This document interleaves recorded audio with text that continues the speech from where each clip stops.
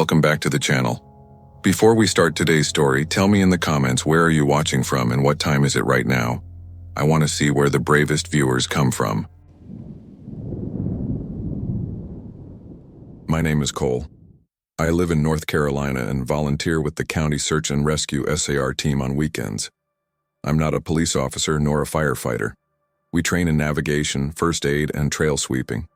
Most incidents involve people underestimating their descent or running out of water.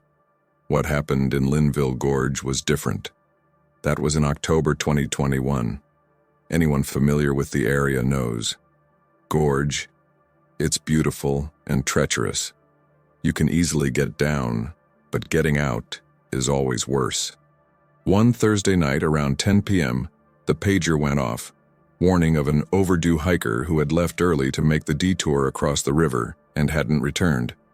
His car was in the Pinch Inn Trailhead. Travis, another volunteer, and I met the base team in the dirt parking lot near the old NC 105. Temperatures were dropping, and the wind was cold coming from the valley.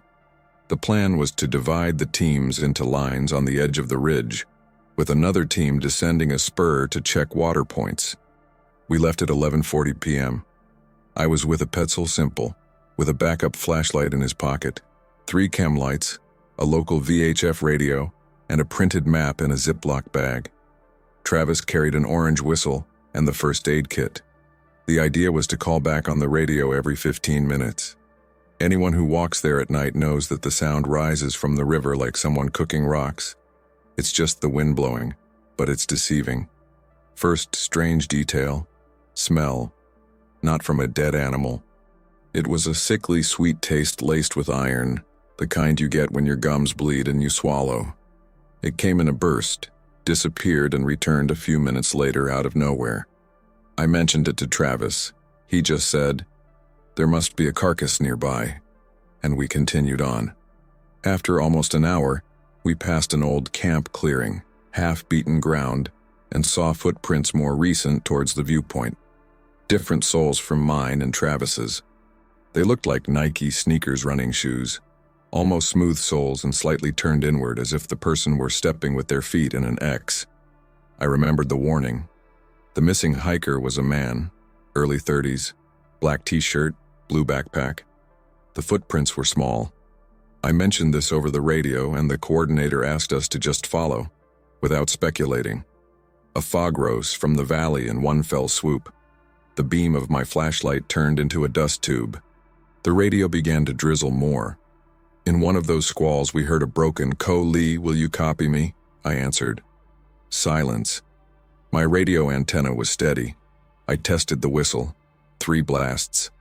The sound died away about 20 meters away, as if it had beaten in nothing. It was then that we saw the woman. She was in profile, standing at the edge of the cliff, about 40 yards ahead, off the trail, where the sparse brush overlooks the river. Dark hair tied back in a low ponytail, red plaid shirt wet with dew, jeans, barefoot. The detail that stuck in my mind was the way Shinori acted to our light.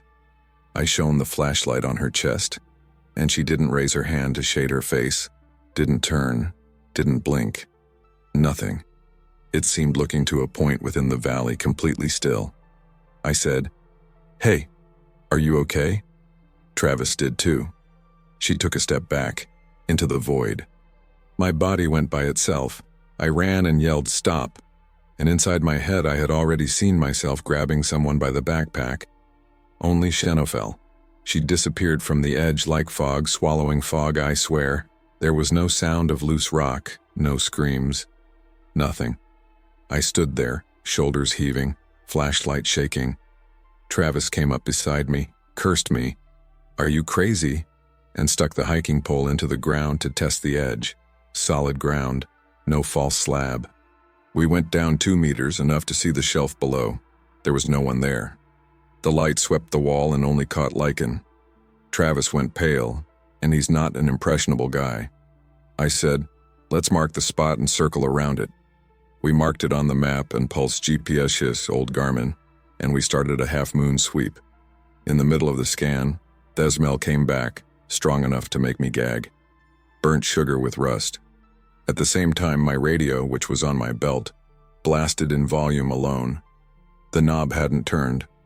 The voice came through clearly, but it sounded airless. Cole. Not Cole. Answer. Just my name, as if someone had tested the word. I answered, "Go, QAP," and the frequency went to low-pitched hiss. Travis looked at me and said he hadn't heard anything. His radio was period. We followed the half moon and the trail became clear again. On the ground in the fine clay, there was brands of small bare feet, going in the opposite direction to us, parallel to the footprints of the smooth sneaker. The bare footprints had accumulated water inside, as if they had been made in wet floor, but the clay there was dry. I put my finger in. Dust. The water was only within the marks, motionless. The coordinator called on the radio saying that another team had heard someone whistling 3 notes. It wasn't our signal. He asked if we had whistled. No. He asked us to return to Pinchin and meet up with the team coming from Wiseman's View to cross-reference information. On the way back, the only thing I can't put down in the maybe my head made it up category happened. The fog rose for a few seconds. The valley opened up, you could see the rocks, and the sound of the river rose. And down there, on a sandbar on the other side, the side we couldn't reach at night, I saw the woman again, with her back turned, standing at the water's edge. Same plaid shirt, now stuck like a heavy cloth from being so wet. She wasn't wearing any shoes. Her head seemed slightly tilted, as if listening, but the river didn't pause for anyone to hear anything. I turned off the flashlight so as not to call. When I turned it back on, there was only dark water. We arrived at the parking lot at almost 2 in the morning. The coordinator did a quick check and asked for a description of the woman. I whispered, red flannel, dark hair, barefoot. He stared at the floor for a second and pulled out a clear folder with printouts of old cases. He took out a crumpled piece of paper with a newspaper clipping from 1998. The photo was poor, not sharp, but it was clear, red flannel, dark hair tied up. Name, Mara Ellison. Missing in the fall of '98. Last seen, ridge trail above the gorge, near a makeshift campsite. The pen note read, probable fall, body never found. No one made jokes. Travis remained silent. The coordinator said that over the years, sometimes reports of women in flannels would come out during the drier months, always near a cliff or river beach, almost always barefoot. He spoke as if he were telling a climatic fact, without wanting to drag out the conversation. I didn't sleep that night. The next day I returned with a heavy pillow. The team found the hiker alive, dehydrated, on the other side of the river, stuck in a deep spot trying to make a shortcut back. He said that around sunset he had heard a woman calling for help near the water, but when he reached the shore he saw no one. Sweet smell, like bad candy, he said out of nowhere, before I could ask. An iron. I can't explain it. Since then, I've avoided going down to the gorge at night. If I have to go, I go. It's part of the job, but I don't go alone. And every now and then at home, when I turn off the kitchen sink faucet, the wet metal makes a smell of the same kind for half a second. Sweet burn and rust. I brake reflexively and wait for it to pass. It does. But whenever I pass any trail with a cliff edge, I double-check my footing even during the day, and I never wear red flannel again. If someone asks if I believe in ghosts, I say I believe in leftover things. The gorge has plenty left over, and some of it calls out by its name, or at least it tries to.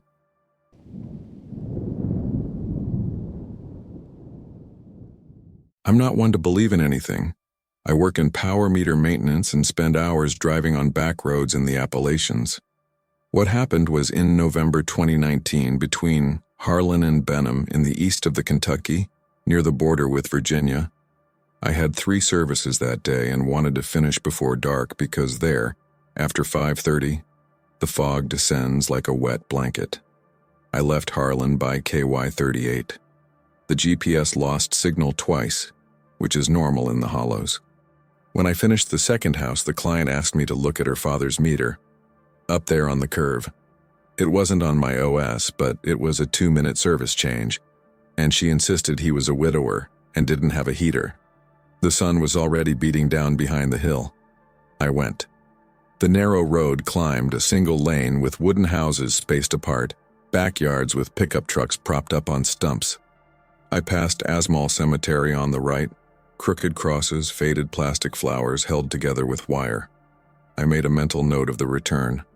Back through the cemetery. 2 dogs followed me for a stretch and then gave up. Her father's meter was in a small brown house with a sagging porch. The glass clock was fogged up inside, but it was working. I took a picture, noted the serial number, and checked the voltage. Everything was normal. That's when I noticed a old plat nailed to the post, opaque from so much time. Silence. Line in use. I remembered seeing something similar in a mine museum, but I moved on. On the way back, when I passed the cemetery again, there was a stopped car in the shoulder, hood open, hazard lights weak, ARD sedan with an out-of-state license plate. I slowed down reflexively. The guy, in his early 40s, unshaven, came over with his hands sticking out of the hood, covered in grease. The battery's dead. Got any cables? I did. I pulled the pickup over in the right position, without blocking the lane. He thanked me nervously, a detail that only caught my attention later. It was weird there, like there was a big fan on somewhere. A constant buzzing, serious, which sometimes rose like a machine's breath. I connected the cables. Try it, I said. The engine started and died. One more. It started and stayed. He sighed, almost laughed. He thanked me again, offered money, but I declined. When I removed the cables, that was the first thing that gave me goosebumps. The brand of my boots, in the asphalt dust it was normal, but the mark of his was deeper, wetter, like fresh mud. Except the ground had been dry for days. I thought of a puddle on the edge, but said nothing. He got in the car, waved at me, and stopped. I thought he was going to make a turn. I got back in my pickup truck.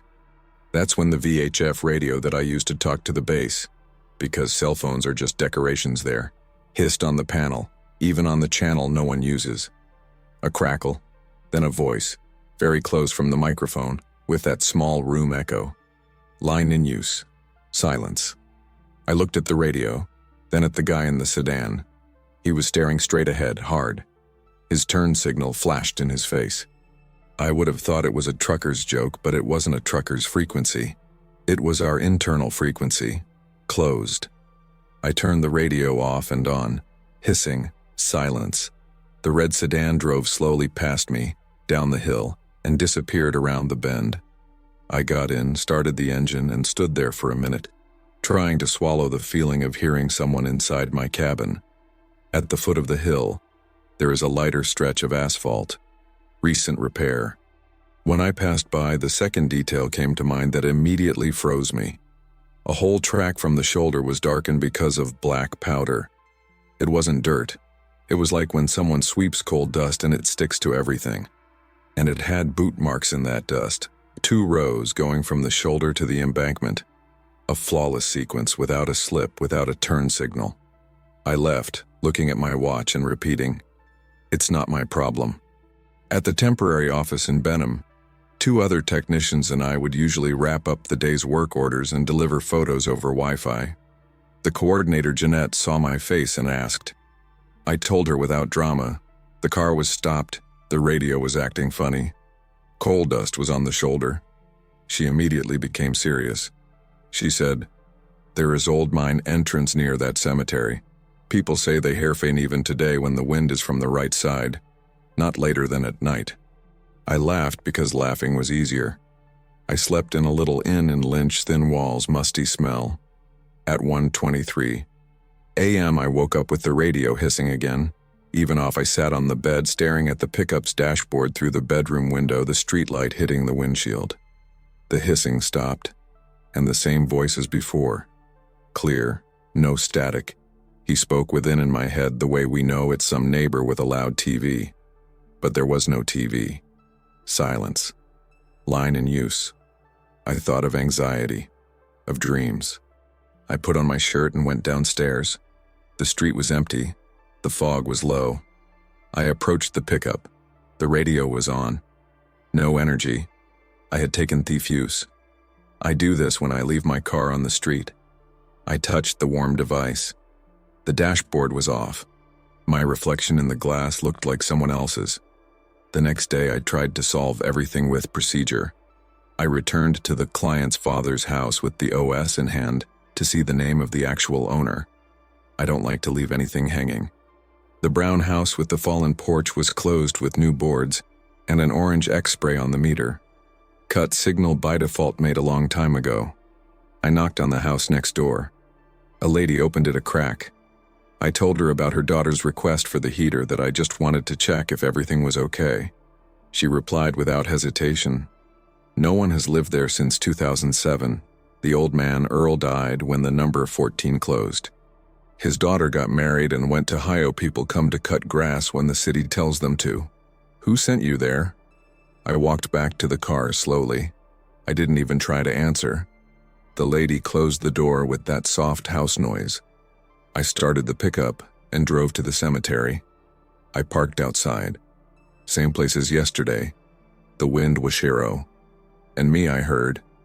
It wasn't imagination. It was the same buzz of large fan down there, which sometimes rises and then falls, like blow. I could have sworn the ground vibrated ever so slightly. The strip of black dust on the shoulder was no longer there. I wiped my boot on the floor. Clean. The brands disappeared, as if they had never existed. I took a picture out of nowhere, which is what we do when we want to prove something that can't be proven. I went back to Harlan and finished the job. Jeanette looked at the photos and didn't comment. She just gave me another batch of OS in the opposite direction. Before I left, she said, almost as if scolding me, "If anyone asks for help not tall after dark, tell me to come down to the church. You wait below. It doesn't go up. Got it?" I got it. 3 weeks later, already at home, in Pikeville, I received a voice message to the 123. Unknown number. I pressed play and listened. 45 seconds of wind and, in the background, that one buzzing Sirius with 3 beats metallic spaced at the end, like someone giving K on a plate. It had no voice at all.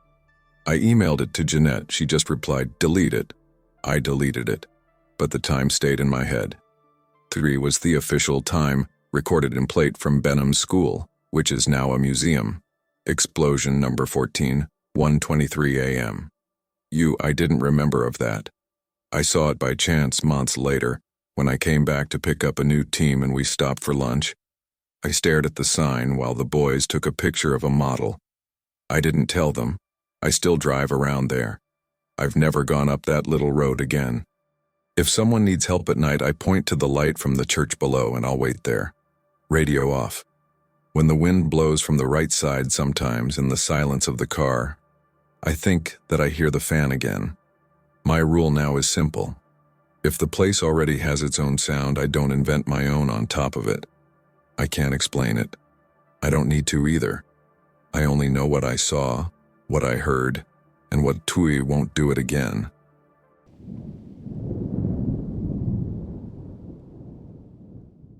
This happened last fall, on the West Virginia border around Mingo County. I'm not a trucker, but I work inspecting rural power lines. Basically, I drive, park near the easements, and walk a bit through the woods to check old poles, note corrosion, and take photos. It's solo work, with lots of dead spots, and you learn to respect 2 things: the clock and people who don't want you on their land. That day, a Friday, I finished the last stretch near Del Barton and decided to take a shortcut via a back road that was given to me as a shortcut to US 52. It all started with a silly mistake.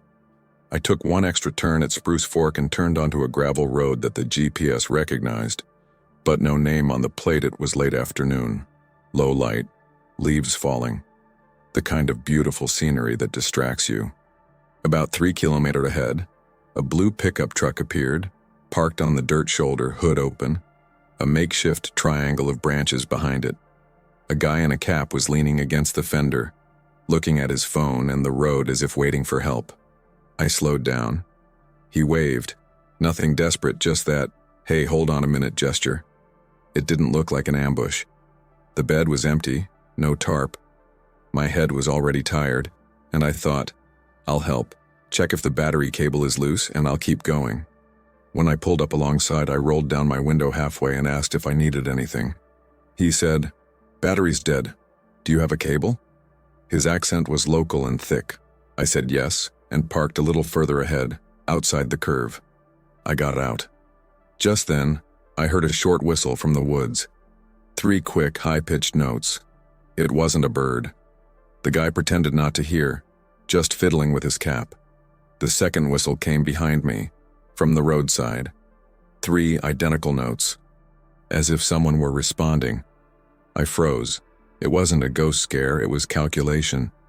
I took 2 steps back and saw fresh glued in the edge of the ravine, half supported, as if they had come down quickly. The guy noticed me. He raised his hand, showing his palm, as if to say, "Easy, partner." I told him the cable was in the back seat and opened the door slowly. But I didn't get anything. I got in the car and I locked. At that, I heard the same whistle further away around the next bend and the chain metal dragging on land. The guy stepped toward my headlight and asked calmly, "Are you going to help or not?" I told him I was going to look for a sign on the main road to call a tow truck. He craned his neck to look inside my SUV and saw the service badge on the clipboard. His expression changed in a second. It wasn't anger. It was decision. He turned his body to the left as if moving away from my path, but opened an empty smile. That was enough for me. I carefully shifted into reverse, turned the steering wheel, and slowly made a U-turn on the gravel to avoid getting stuck. When I lined up, I saw in the mirror 2 shadows emerging from the ravine, one on each side of the road, each with a large bag hanging from his hand. I didn't have time to think about what was inside. I sped up. The guy with the cap stepped into the middle of the road and raised his arm, not to stop me, but a signal. Up ahead, just around the bend, the dust revealed the outline of something across the track. A steel cable or current at the height of the bumper, attached to 2 improvised posts. If I continued, I would smash the front of the car and be fixed assets in the best-case scenario. I threw it to the left shoulder, almost at the embankment, and just barely missed it. I heard the cable vibrate and hit the fender, but it didn't quite catch. One of the guys on the embankment yelled. I didn't understand what. All I know is that from that point on, I didn't stop anymore. It was about 5 kilometers until I reached a small wooden church with a small field and 2 cars. I entered without thinking and parked behind it, among some pine trees, my heart pounding in my throat. I stayed there for about 3 minutes, breathing heavily. When I came out, a man in suspenders was sweeping the front of the church. I told him half of what happened in my own way without accusing anyone. He listened to me silently and asked which road I had taken. I said, "The gravel road after the fallen yellow sign." He said, "You took the wrong side of the road. Those people doesn't like visiting." I asked if it was a private area. He shrugged and said, "It is in fact. By right, nobody here wastes time with that." He picked up the phone and dialed. I thought he was going to call the police, but he called a guy called Earl and just said, "The man in the white car has already passed, remove the cable." I didn't understand anything. He hung up and said, "Go back through the little church, take the cemetery exit, and don't touch if you see a car stopped on a curve. If you need to help someone, help in the clearing where you see 3 sides." I thanked him and promised I would make a report. He looked at me over his glasses and said calmly, "Do it if you want. Just don't go back around the bend." On Saturday, already at home, I called the county sheriff and filed a report. The dispatcher didn't laugh or hesitate. He just asked what time and tow truck color. It seemed like it wasn't the first time they'd heard that. He told me not to return there without an escort and wrote down my number. No one called me back. About 10 days later, I returned to the region, but on the opposite side due to work needs. At the grocery store, a lady with a badge, Clara, recognized me by my company t-shirt and asked if I was the one with the chain. I confirmed. She said quietly, "They put it on and take it off. It's not for theft. It's notice. Those who don't understand, they warn you. They make you understand." I asked if anyone had ever been hurt. She bit her lip and changed the subject. I still have the footprint on the fender, and to this day I recognize the 3-note whistle in my head. There was no monster. There was no spirit. There were people who knew every curve, every ravine, and who communicated without needing to speak. If I had gotten out of the car with the jumper cable today, I might be giving a very different version of this story, or I wouldn't be giving any story at all. Since then, I don't stop in a car without a license plate on a curve. I don't lean in who calls me from the bush, and I don't follow. Shortcut, I don't know in the Appalachians, especially when someone assures me it's easy. This is the closest I've ever felt to panic on the job. And I've also been attacked by dogs and fallen down a ravine. But nothing compares to realizing in 2 seconds that you're not on a public road, you're inside someone's backyard.